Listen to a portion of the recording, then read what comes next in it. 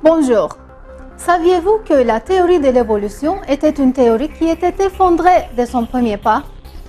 Oui, c'est pas la peine de questionner si l'évolution est vraie ou non, car on ne peut pas prendre au sérieux une théorie qui était invalide dès son début, dès le premier pas. Aujourd'hui, je voudrais donc partager avec vous cette impasse fondamentale de la théorie de l'évolution. La plus grande crise que traverse la théorie de l'évolution consiste à expliquer l'origine de la vie. Comme vous savez, la théorie de l'évolution prétend que la vie a commencé par une première cellule qui a été formée par chance, par hasard. Mais cependant, laissons d'un côté le hasard. Personne dans le monde entier, même dans les laboratoires les plus sophistiqués, n'est capable aujourd'hui de produire une seule cellule vivante en regroupant les substances inanimées. L'évolutionniste russe Alexandre Oparin, une référence immense dans la théorie de l'évolution moléculaire, avait déclaré ainsi dans son livre intitulé The Origin of Life, publié en 1936.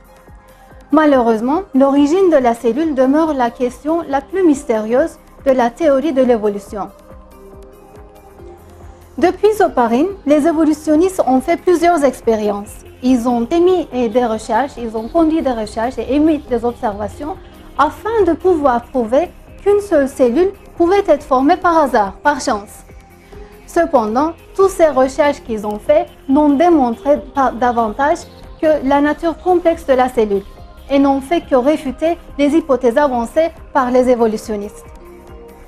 Le professeur Klaus Dose, le président de l'Institut de biochimie à l'université de Johannes Gutenberg, avait déclaré ainsi: plus d'une trentaine d'années consacrées aux expériences sur l'origine de la vie dans les domaines de l'évolution chimique et moléculaire ont conduit à un meilleur discernement de l'immensité du problème de l'origine de la vie sur Terre plutôt qu'à une résolution de ce mystère. À présent, toutes les discussions sur les principales théories et expériences dans ce domaine finissent dans une impasse ou par une confession d'ignorance.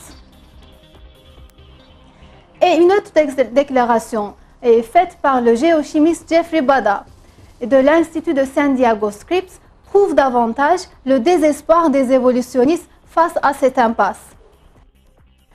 Aujourd'hui, alors que nous saluons le départ du XXe siècle, nous sommes toujours en face du plus grand problème insoluble que nous avions au tout début de ce même siècle. Comment la vie a-t-elle apparu sur Terre? Bon, la structure complexe de la cellule vivante était inconnue à l'époque de Darwin. Et comme on regardait la cellule avec des microscopes primitifs, on la croyait être une tâche très simple. Et donc Darwin et ses partisans avaient cru que cette tâche simple pourrait se former par hasard, par chance, dans les conditions primaires de la vie. Et ils avaient donc fondé les bases de leur théorie sur ce grande erreur. Mais la technologie du XXIe siècle nous a permis de sonder même les plus petites particules de la vie et a révélé que la cellule était le système le plus complexe que le genre humain ait jamais connu. Et grâce aux microscopes les plus développés, on a vu que la cellule avait une structure aussi complexe que des grandes villes comme New York ou Londres. Bon, jetons un coup d'œil à la structure complexe de la cellule vivante.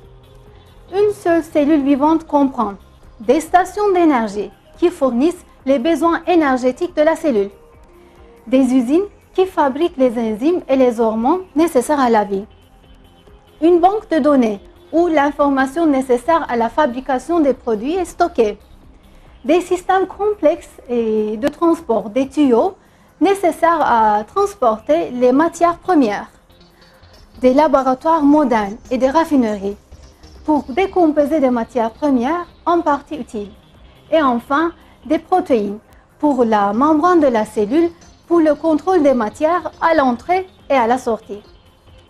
Et ce que je vous ai résumé là, ça ne fait qu'une seule partie de la cellule vivante qui est encore beaucoup plus complexe que ça.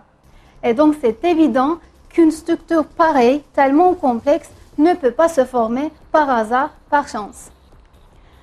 Encore un autre évolutionniste qui accepte la complexité de la cellule, Thorpe.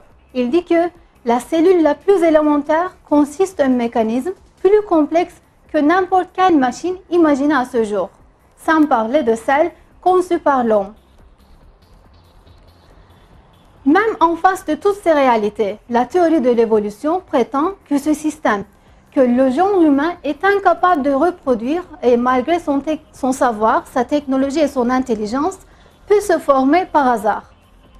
Mais la cellule est tellement complexe que même avec la technologie la plus développée que l'homme a parvenue aujourd'hui, il est impossible de la reproduire.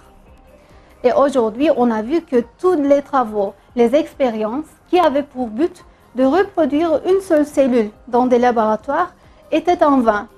Si bien qu'on a abandonné ces travaux qui avaient pour but de produire une cellule vivante et on ne tente plus de l'essayer.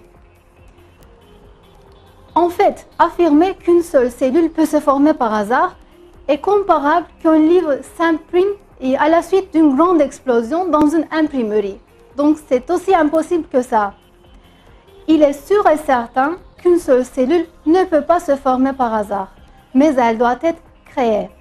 Et cela constitue l'impasse moléculaire de la théorie de l'évolution, la plus grande crise que traverse la théorie.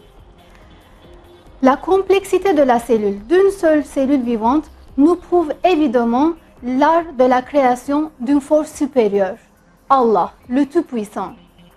La puissance de notre Seigneur Allah est affirmée ainsi au Coran.